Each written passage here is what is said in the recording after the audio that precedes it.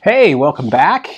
Today we're going to be concluding our anime month, wrapping up our look at threezero's FigZero Jujutsu Kaisen line. threezero provided us with the whole first wave, so we'll be wrapping things up today with Megumi Fushiguro. This guy is going to be a little bit different than the other ones we showed you. He has a lot more weapon accessories. In addition to that, he has a lot of hands to do with shadow techniques. So we'll be going all over that and giving you a montage of different poses like we usually do. But first, we'll take a quick look at the box.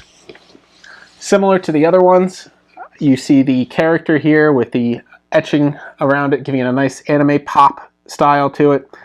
Multilingual, as was with all the other ones, on the side with both English and I believe Japanese. And nothing more than just some action shots of the character from various poses you could achieve yourself. And we've tested this out with all the other figures. You could definitely get these poses, so it's always nice when they're accurately able to show you that. And then, of course, on the inside, again, that Velcro clasp, you could just see the artwork on the panel on the left. It's a nice, usually a nice artistic style of the figure, but still just the figure and not an art print. And then you could see the layout in the window box of the character with all his accessories. Just kind of give you an overview, but as always, these are meant to be open, not meant to be displayed, so let's hop right in and take a look at this guy. Alright, these are always easy to unbox. They just slide right out, and they have this nice form-fitting plastic tray that keeps everything from falling out in the package. Everything's pressure fitted in, so that's appreciated. And then of course you got your warranty and instructions. Some of these bags are taped over, some of them aren't, so it just kind of differs from character to character. So we'll just take a look at this guy here. This is just form-fitted over the top there. And immediately see a host of accessories. We have some tonfa here with some hands so he could hold his tonfa and twirl them or whatever you want to do with them. So some nice weapons there. He has an assortment of hands.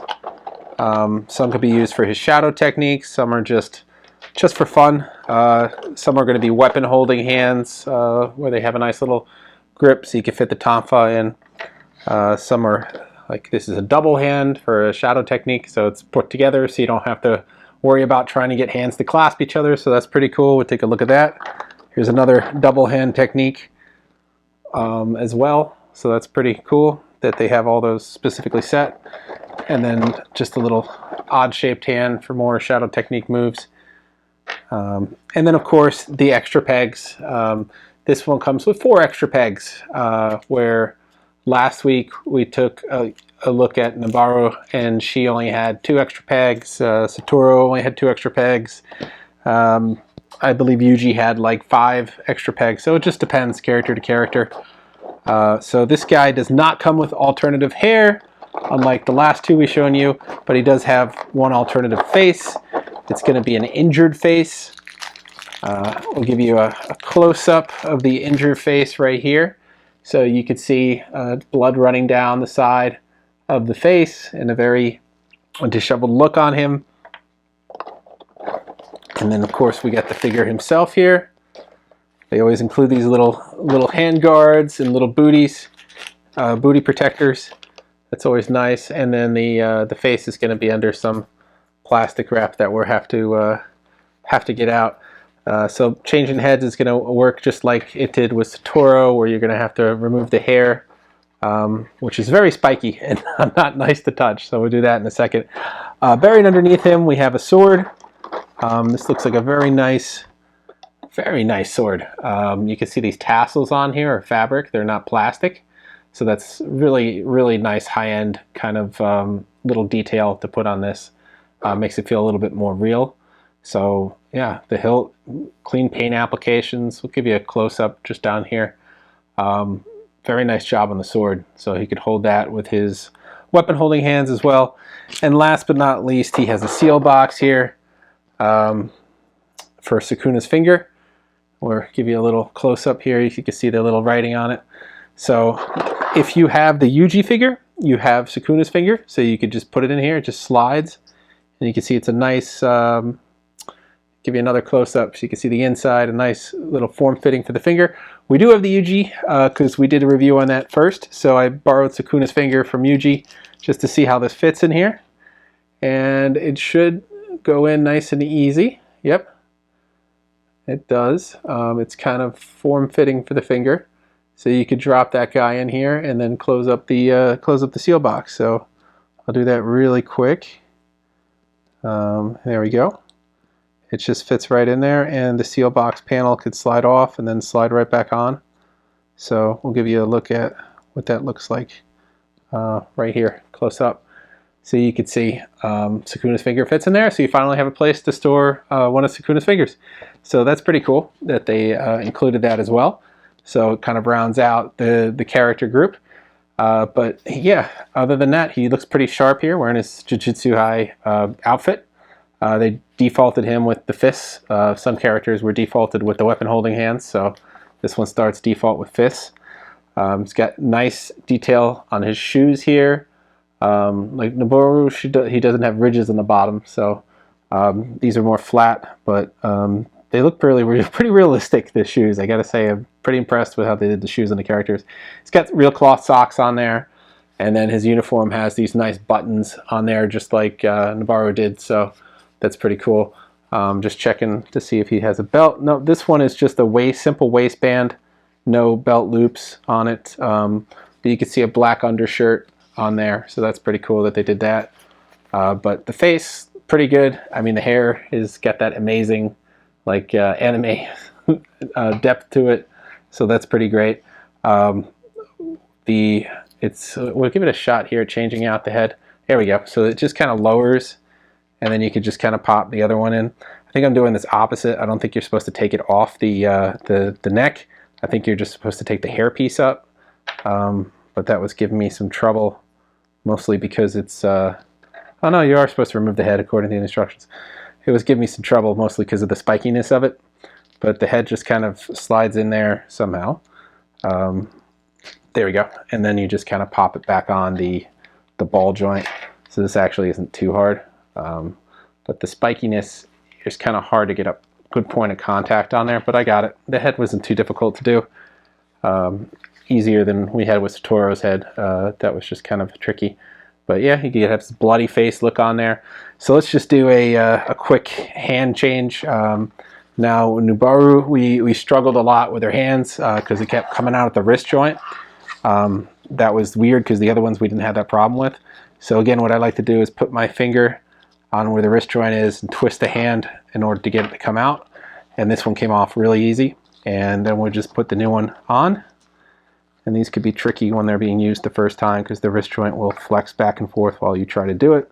So it's just about getting a good angle and getting some pressure on it. Yep, that's it. So this one was easy. Oh, and the head fell off. This one was easy compared to the last one we played with. So no complaints on how the hand system works. But again, there you go.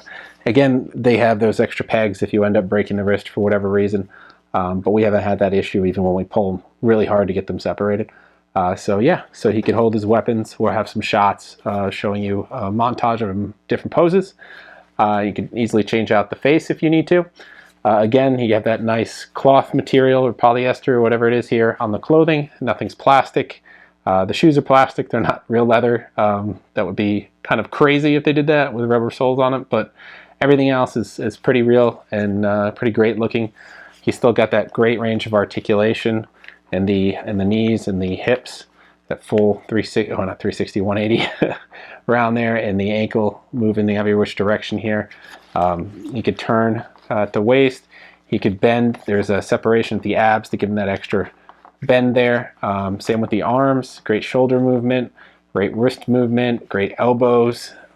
So these guys have a lot. I think it's like 48 points of articulation. So they could really move, and they're easy to stand on their own. No stands are required. They have a good way to get in that center of gravity is pretty low on the character, so it's good to it's easy to balance them without needing a stand, which is great when you don't need to rely on that. And of course, I always point out that great cross. Have him doing the Welcome to Wakanda greet there. That cross movement where most characters can't quite get their arms around because the plastic in their chest is kind of rigid, so you can't really make that movement. I see that a lot on 6-inch characters. I don't see that on any of the FigZeros. They're really able to do that.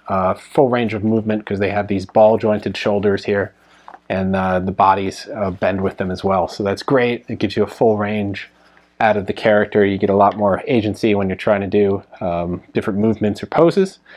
Speaking of which, let's get into him right now and show you what this guy can do.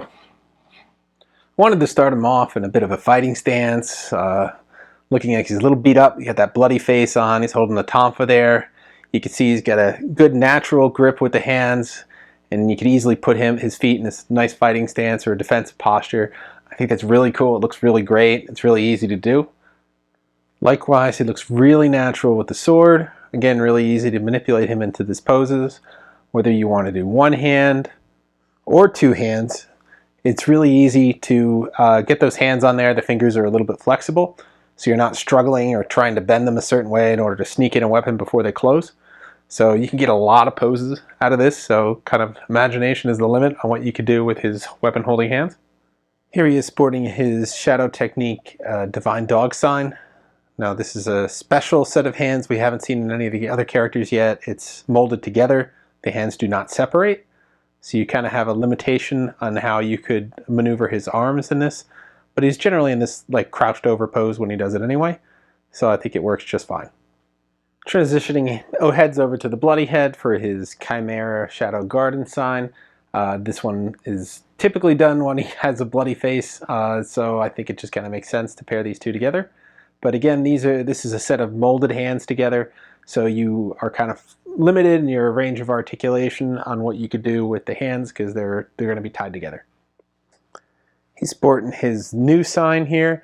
Now the one hand has sort of an indentation in the thumb to allow the two to fit together and lock, so the hands aren't moving around, so you can really get that signature pose there naturally and without having to fuss around too much with it. So it's kind of a neat little engineering feature on the hand. Back to a normal head, he has his serpent hand here. It's just the one hand for the technique, and that's all that's included in the set. So just a little bit more of expression for the character who already has a whole lot. And finally, I just wanted to show him holding the seal box with Sukuna's finger in there from the Yuji figure.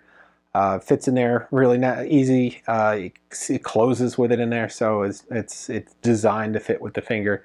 But he could easily hold this and display it, and it just kind of rounds out the set to have the seal box included with one of the characters.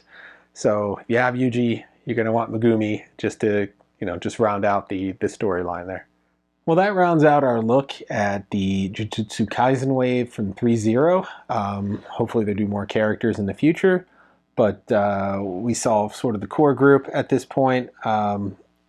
It really stood out. We're impressed. A lot of articulation, a lot of accessories. You get a lot of poses out of them. They're pretty cool. Great attention to detail. Really impressed with this line. Really impressed with what they've done here and sort of captured a lot of those elements from the show. So if you're a fan of the show, highly recommend picking these up when they come out next year. We'll have links in the article. They run about $150 per character, but in my opinion, totally worth it. Just the amount of detail with the fabric clothing and the 48 points of articulation and all the accessories. You just get a lot out of there to capture a lot of different elements in the show and really display that fan love on your shelf with something that's engineered really well, a lot of attention to detail, and it's quite durable. So great piece. Thanks again to threezero for setting us up with this first wave. We'll have, although this is the end of the series and the end of anime month, we're going to continue into December and make it anime season. We'll have a bunch of other characters from other shows for you guys to take a look at. I don't want to give any spoilers there, but there'll be quite a bit of different popular anime shows in there, so you're definitely going to be something for everyone, so tune back in for those. So that's all for today. We hope you enjoyed this look at the Megumi. We hope you enjoyed the look at the whole series. So of course, go back to our videos and look at the other ones if you haven't seen them yet. So like, subscribe, and follow. We have more coming up this season of anime. We have more other different products for you guys to take a look at. So until then, we will see you guys next time.